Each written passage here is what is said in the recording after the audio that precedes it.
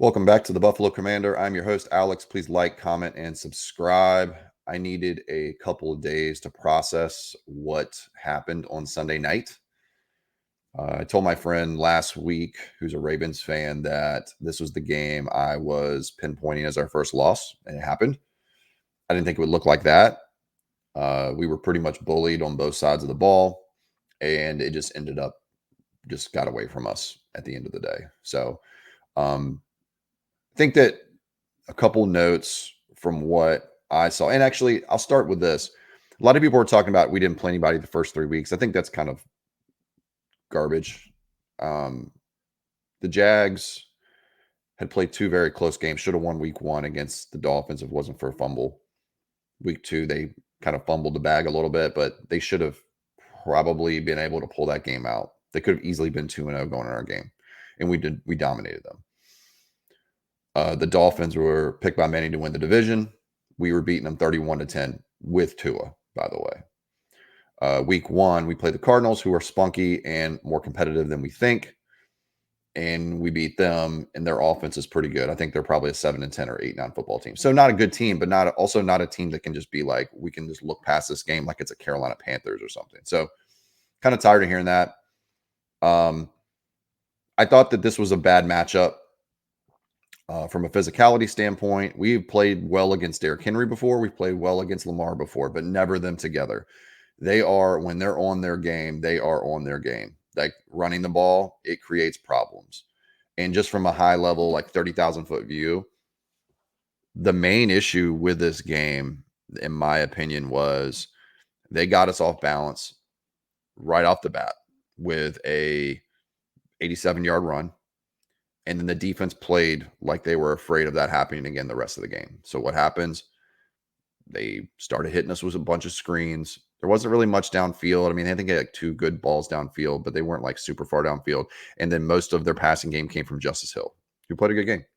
And our linebackers, who were overly committed to Derrick Henry at that point, the running back was running wide open. So it wasn't any kind of like impressive game by Lamar Jackson or anything. He was fine. I mean, he played his normal game.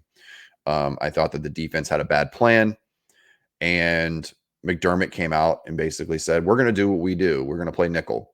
We're going to have 5 DBs, 2 linebackers on the field, and we're not going to change for anybody. And the first play, it got them out of it. Like, I think they had one more drive where they kind of held off, and then they scored another touchdown, and they were like, okay, we need to bring a third linebacker on. So I thought that was a problem. I don't think Terrell Bernard would have changed it. I don't think Matt Milano would have changed it. I think we got bullied up front. I think the size deficiencies on our defensive line was evident. And I also think Casey Toohill played way too long for what he does for us. He was beaten. I mean, he couldn't beat anybody off the edge, and he wasn't really getting any kind of real run support. It should have been Rousseau and AJ Epinesa the whole time. And they just didn't do that. So it is what it is. And then I see there was a major deficiency on the back end with physicality with DeMar Hamlin. Again, I was worried. I was so worried about what game would it cause him, and I hope it does cause him to do this now. What game would be the game where Hamlin looks awful, and they said, okay, it's time for Mike Edwards and Cole Bishop? It should be this game. I have my doubts whether they bench him or not. I think he's a 4th or 5th safety on most teams. He's not physical.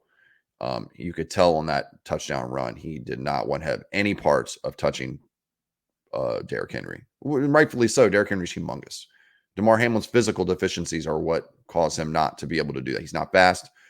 He's not a big hitter. He's small. And not just small in weight, like just the way he's built. He's narrow up top. Doesn't have much in the chest or shoulder area. Like, he's not going to be able to take on big dudes like that. He would have been stiff armed to the ground. It would not have mattered. He still scored a touchdown. So we need to put the safety room what it was supposed to be when the season started, and that would be Bishop and Edwards, and maybe Rapp's out with a concussion after the game. Other than that, defensively, that was the name of the game. Offensively, they beat up our offensive line. Cyrus Torrence has been a problem for like 3 weeks. He's been hidden for the most part because he didn't have to play against elite defensive tackles to this point, and he got to play a couple this past game, and they made him look silly. Deion Dawkins has a hamstring happened in the game. He played through it. So that could be the reason why he played poorly, but he didn't play well either. He was beat off the edge numerous times and flushed Allen out of the pocket. And I thought that there was a lack of separation from our receivers down the field.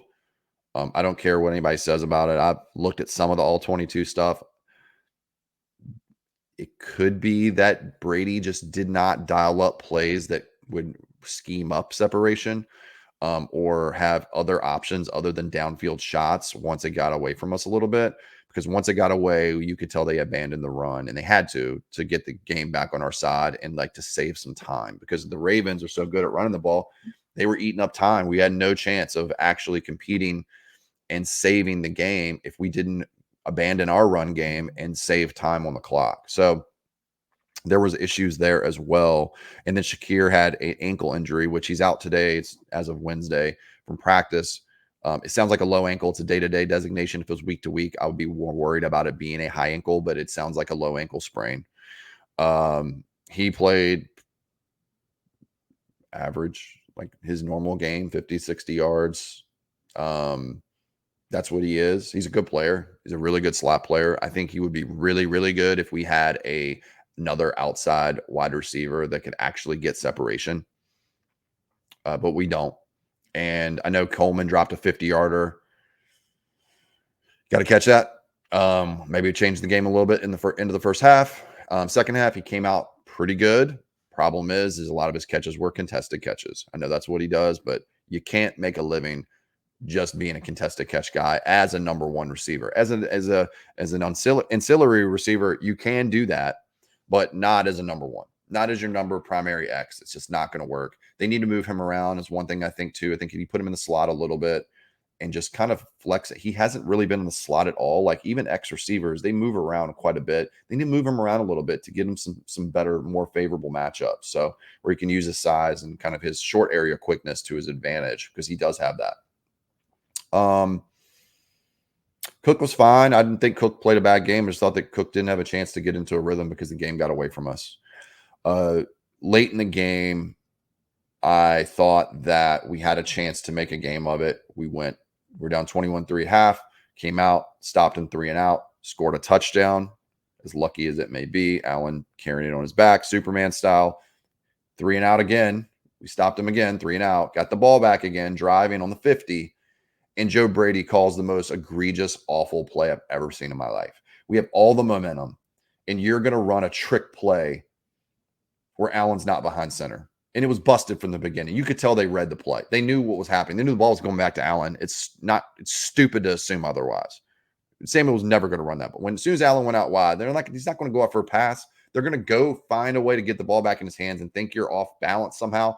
I don't even know what was going on in his head. And he admitted it was a stupid call, but that doesn't even do it justice. It was really freaking stupid. Like, don't do that. That was when I was fine because I had, like I said, it's the game I called us to lose. But it was 21-3. I wasn't that angry. I was angry, but I wasn't like doing anything. When that happened, I took my beer can and smashed it to a table like it was a can crusher from the old school recycle bin areas where you smash the can. Like I was so pissed off. And I just thought it was such a bad decision to do something that stupid when you have all the momentum. It was 21-10. We had gotten the momentum back. And I thought we found a groove on defense a little bit. And then Baltimore's one of those teams that have been come back on quite a few times. You can get in their head. You start coming back on them, they will start to fold. And as soon as they got the ball back on that fumble, I was like, it's over. It was mid third quarter. I was like, this game's over. Like, I don't even want to watch the game anymore. I watched it, but I didn't want to watch it. It was stupid. So, that's pretty much my take on the game. Now, here's the one thing I'll say is that I think is a little different. I think that this is not an indication of major issues for Buffalo against most teams. I think we have a deficiency on the defensive line when it comes to being stout. We're a penetrating defensive line. Get upfield, and they took advantage of that. A couple times on third down, Lamar ran out. They waited for us to penetrate. They allowed it, and then he just ran between the defensive tackles and got 10 yards and got a first down. I mean, it was smart the way they called a perfect game. But I don't think this is something – I think – and don't take this as I think that the Ravens are amazing, but they are one of one when it comes to who they are. Like, we'll never play a running quarterback mixed with Derrick Henry like that. I mean, he's the best running quarterback maybe ever, and then the best, one of the most, well, he probably is the most dominant running back when it comes to a power running scheme that we've ever seen. Um, he's just fast and big and all that, and we will never see that again. The misdirection that they did in that game, and that in the Dallas game as well, was like what I envisioned that team being this year, and they've started to do it. And they've chosen the Cowboys and the Bills to start it. It's not a surprise. We're both small linebackers, small defensive tackles. I mean, our big D tackles are 310, not 330. And our edge rushers, we decided we were going to deploy them, I guess, and not just set the edge. I mean, Rousseau's been a great player against Lamar in the past, and I didn't see him on the field as much as I thought I would.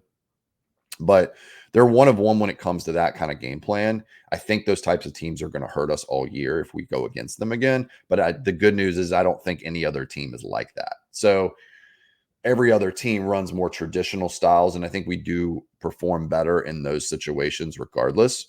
One being the coming up soon is the Texans. I think that they're a team that we can actually play better against because our skill positions on defense are on the outside. It's not on the spine of the defense. It's at corner. And the boundary corners we have, I think, can hang with Diggs and Nico Collins quite well. And that'll hopefully neutralize them a little bit and give them more difficulty to play. One thing I do want to note, Dorian Williams, who was a liability last year, has been great, by the way. He's like third place in the league in down and distance stop rate, which is like when you have a down and distance to go to like get the first down and keep the drive going. He's like third best in the league in those situations. And he might end up being first because of efficiency, though. Like he's 46th in snap count amongst linebackers in the league, but he's third in that category in overall stops, which means his stop rate might actually be first. I mean, I would imagine it is. I don't know. I haven't looked at everything as far as that goes, but I definitely think it's possible that that's the case. So he's been good and okay in coverage. He has not been bad. Like we could have found a future starter on our hands once Milano ages out a little bit. I thought Spector played poorly this last game, but I think a lot of it was just situationally. I don't think that it was a good matchup for him. But like I said, I think that we can manage some of the running back screens and tight end plays if a team decides to be more focused on the outside. So like the Ravens don't have outside receivers that are really scary. So what they did was it neutralizes our strength on defense by doing that. We couldn't tee off and get pressure because we have a running quarterback and they're not going to throw the outside anyway. So who cares if, you have good players out there if they're going to neutralize the middle of the field after they sledgehammer you with the running game. So that's really where I think it was just a kind of a perfect storm where it won't happen against other teams. As far as the Texans go this week, just as a short little preview, they are Mixon's back probably, but probably not full strength. And Dell's back too, but probably not full strength. He has a chest injury. I doubt they're going to give him the normal snap count. If he gets hit again, it might stir it up. And I think that Mixon might be a little slowed because he missed last week. He was week to week. Now he's day to day. That tells me he's getting better, but it doesn't mean he's going to be full strength when he plays. That's good news for us. Laramie Tunsil is the most penalized left tackle in the NFL. I wish we had Von Miller, who has been suspended for 4 games for what he did a year and a half ago, which I wanted us to cut him back then when we found out about it.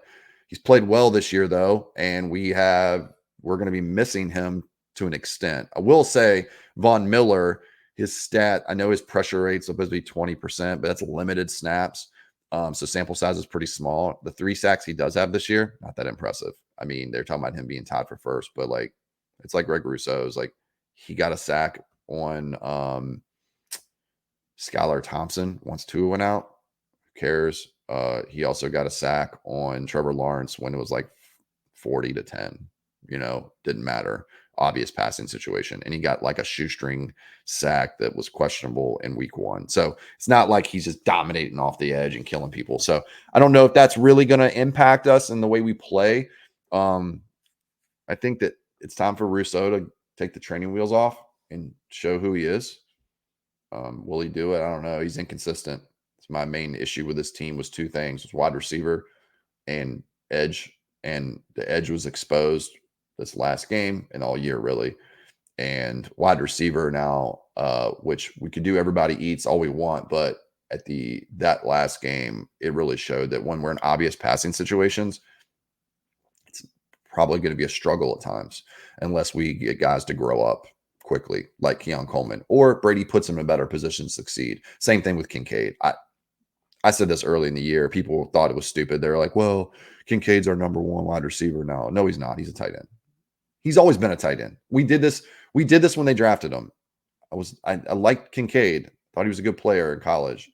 It's not a number one threat. Like, it's really hard to be a Travis Kelce. Even Kittle and Mark Andrews, who's the other two guys who are really good in this league. And Laporta, the other guy, also a rookie from that class. They're not doing anything this year at all because they should never be your number one threat unless you have a unique situation where you have a once-in-a-generation player like Tony Gonzalez or Antonio Gates or Travis Kelce. Like, stop. That's not ever going to be the volume target. You think he's getting 100 yards a game No, he's not going to. And it's showing. My main fear with him was he shows some good plays and then he disappears for like 3 quarters. He's showing that this year. That's who he is. You can say that there's a lot of people targeting him and there's 3 guys on him in the Arizona game. Boo-hoo. Dude, that's one play that we saw, and now we're attributing it to the whole year. That's why he's isolated. No. One's utilization. They keep throwing him screen passes. It's stupid. And then the second thing is that he does disappear. Like, he's not that guy. I think he could be very good number one tight end. He's a very good number one tight end and not a number one weapon. He's not going to be very successful with him being a number one weapon. That's why Shakir is leading the team in targets and yards and touchdowns, because he's a better number one weapon. He's a slot receiver, a good one, not great one. We'll see. He could end up being great one day, but he is a very good one right now, and he's our number one receiver. That's not a very good look. I know they want to bring in Keon Coleman and him to be the guy. Eventually, I don't think he's the guy either. I think that he's going to be a situation where he's a number 2 receiver in the future. I have a really big questions about Brandon Beane and Sean McDermott's ability to evaluate the wide receiver position and attribute it to like how they're going to look when they're in the NFL. I do believe that Kincaid and Coleman were both picks out of, we missed the guy we wanted and we took these guys instead. I do think that's the issue. I do think that they like Coleman better than they did Worthy and better than Leggett and better than Pearsall and some of these guys. I do think that that's the case. I also think their main target was Brian Thomas Jr. because they thought they may have a chance to swing at him. And he's showing why he should have been picked maybe even higher than he was. Same thing with Kincaid. We had 4 receivers go, and then they always, we got to go get a guy. So they traded up and took Kincaid, the best tight end in the draft, supposedly. Laporta has been that way. But I think they missed on 2 opportunities, and they've had bad luck. And that's why we're with these guys. I like these guys. I think they're good pieces. Don't think that they can carry your offense. And I think we're going to figure this out real quick. I know there's rumors about Amari Cooper and Devontae Adams. I don't want any parts of Devontae Adams due to his salary, but I do want Amari Cooper based on his salary. That would be perfect. Deep threat, speed, great route runner, savvy, can teach the young guys something, and it can only have him for 1 year. And I think the cap hit's like now like $600,000 because they restructured it. So I'd be all in favor of that. I think that would fix a lot of our issues. But we'll see if they do that. I doubt they do based on past experience. So as far as this week's go, prediction wise, it's an away game. I think the matchup here for us is better. Their strength is on the outside corners as well. They're really not good at defensive tackle. They're not great at linebacker, and they only have one really serviceable safety who's a very good safety, Petrie. And the slot corner is not good. So I think the matchup is much better for the run game and slot play. I think this could be a matchup that we can exploit, and our strength being the outside corners against their outside wide receivers is a strength for us. If we can fix this run game, run defense a little bit, I think that we're due for a win now. This loss kind of puts us on notice of like, hey, we're in a little bit more urgent territory. Given we got another away game next week against the Jets. I think the Bills win. And I do think that it's a 24-19 win for Buffalo, and Houston keeps staying in that rack up yards, not as many points. That's what they've been doing all year. They average 19 points a game. We average 30. I think it's going to be like a 24-19 game. Anyhow, thanks for tuning in, and please like, share, comment, and subscribe. And thanks.